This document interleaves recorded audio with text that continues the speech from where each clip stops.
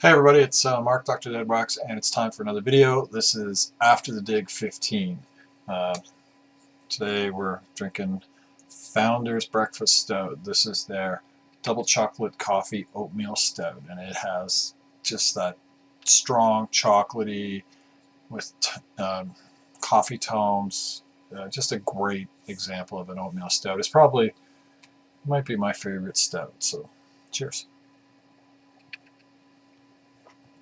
For a complex stout, it's definitely my favorite stout. So this, After the Dig 15, did I say that? It's like a year old here. I showed one of the records I got this day. I went out to dinner with my wife, and on the way I said after dinner, we were going to take her mom out to dinner. I said, after dinner I got to go pick up a Dead Can Dance record from some guy's house. It was like on a Craigslist thing. She says, oh my god, she said that won't be there after dinner. Let's go now. We'll call my mom and tell her we'll pick her up late. So we did. While I was there, they had some bins of records, and they said, why don't you go through them? They're $2 each, and just all kinds of crap. But there was this kind of little honey hole of almost like esoteric and audiophile grade vinyl. So I grabbed a bunch of stuff for $2 each. Why not? And well, here goes.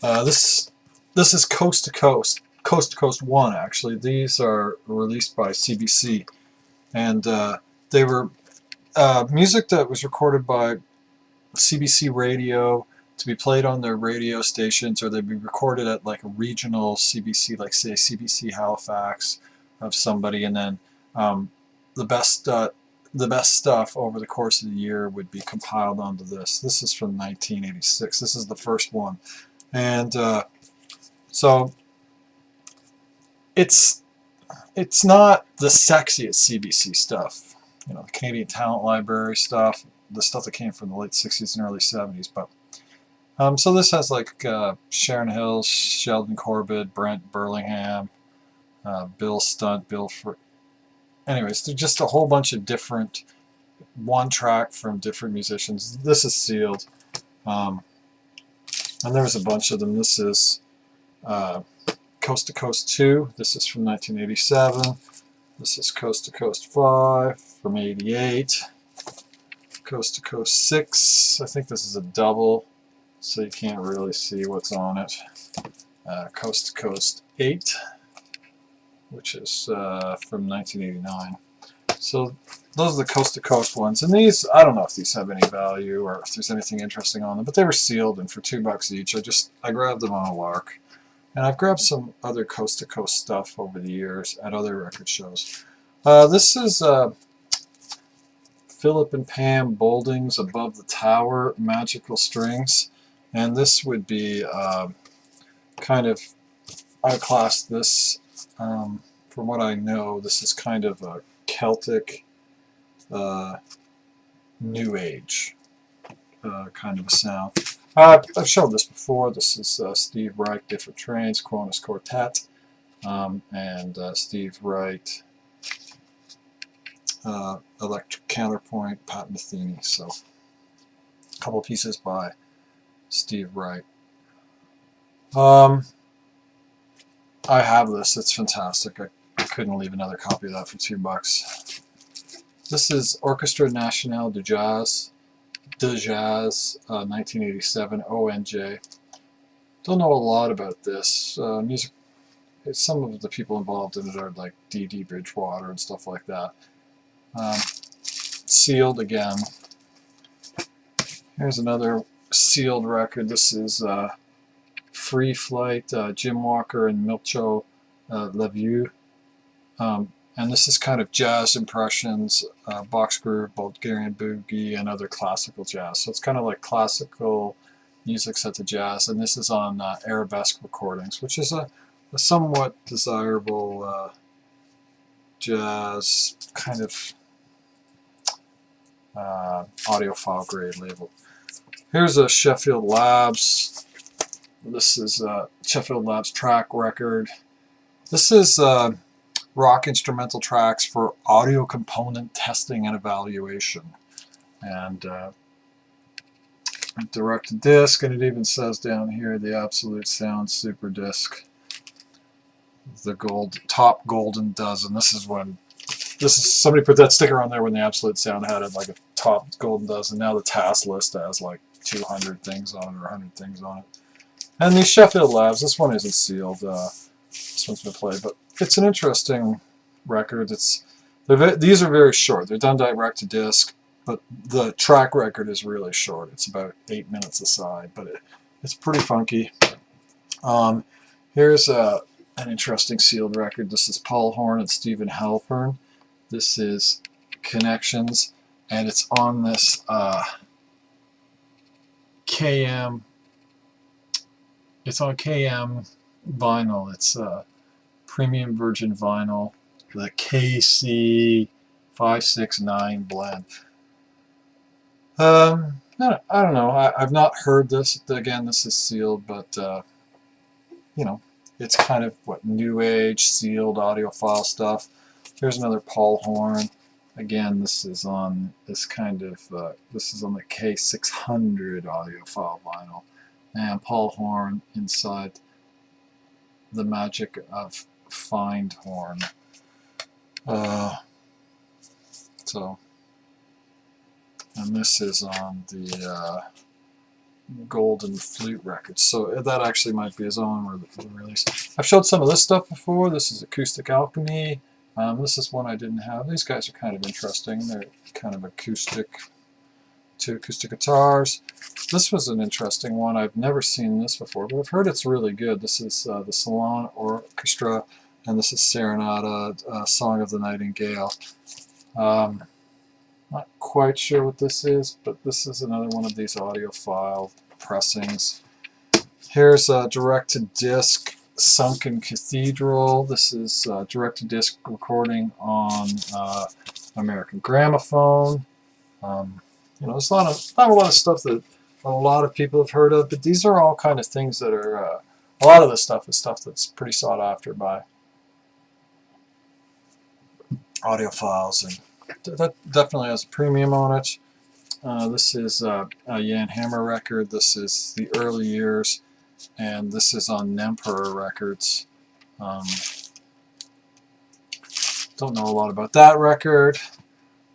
Here's another Milcho Levev quartet. Showed Milcho Levev, something by him just a little earlier. Of interest was this sticker that goes, this band, this is Lynn Records. I just buy anything that has that on it because it's typically a well-recorded piece of music and also usually pretty well-pressed music, because Lynn, they're the famous turntable maker to make the LP12. And this has Art Pepper on it as well, so you know, how could I not grab that for $2? This is the Repercussion unit in Need Again. I have no idea what this is, but again, here's another one that's on, this is on audiophile quality German pressing on CMP Records. I don't know, probably just an audio-based thing. This is House of Sleeping Beauties by Lucius Huang, and I've heard this on a $250,000 system, and this is pretty wild. It's kind of you know, even though it says that it's digitally recorded and digitally mastered, not everything that's digital is terrible. This is an example of a great one that has it's just wonderful. But again, that's kind of new agey and stuff. Here's this is a pretty crazy record. This is Overholt, Tate and Phillips direct to disc. This is limited edition vocal track recording, and this is a direct to disc record from the Discwasher group, and I can't remember who.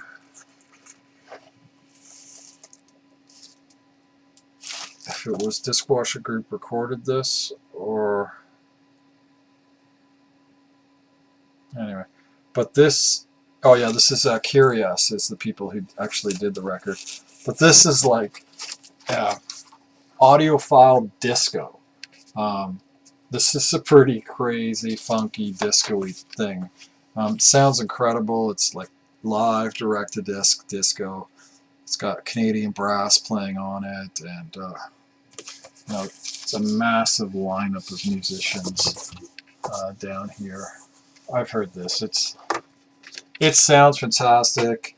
The music's pretty disco-y and funky, but yeah, like a lot of direct-to-disc recordings, it's not necessarily the greatest music. This is The Shape of the Land, Windham Hill music from the film The Story of Naomi Yumimura. This is sealed. This is a somewhat uncommon Windham Hill disc. I can't remember what the story of this. Yeah, it's a Japanese explorer. This one I'm not quite sure what the story is, but I'm pretty sure this is another New Age recording. This is Pete Bardens and Scene 1 Earth. And not quite sure what the story is on that, but you know, typically New Age cover, probably New Age music. Soul of the Machine. This is a Windham Hill sampler of new electronic music. They used to do different kinds of samplers of acoustic music or guitar music. This is one that's kind of more heavily based on electronic. This is a pretty famous Windham Hill record, Tim Story Green, Glass Green. That's a pretty good one. Here is Century Records direct-to-disc recording. This is Fusion is Barry Miles. I mean, this was $18.99 back in the day, and then 3 for $37, and then eventually sold for $4.99.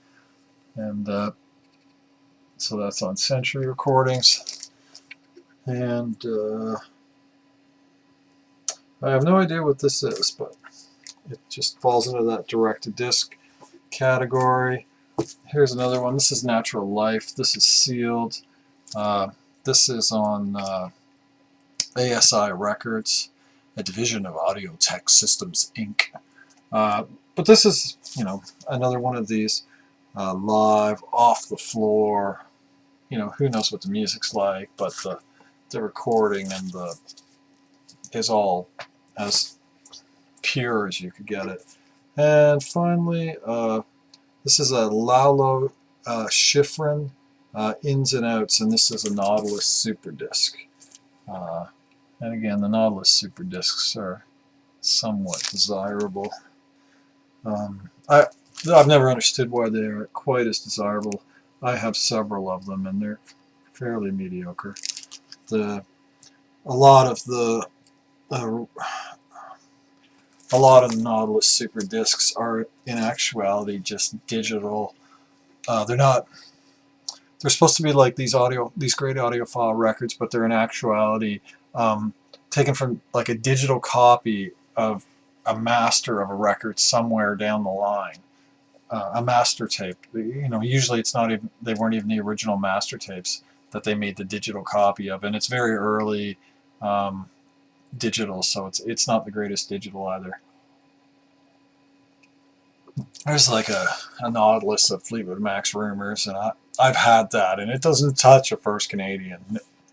And I have a Nautilus of Ghost in the Machine by the Police, and it doesn't touch any other record. Like there's a premium on those Nautilus that is not very well warranted. So anyway, that's like 14 minutes of babbling about records nobody's ever going to want to listen to, including myself. Most of those I'll be selling because you know, it's a rare direct-to-disc or audiophile LP that's actually brilliant music. So thanks for watching. Have a great day, everybody. Keep the record spinning.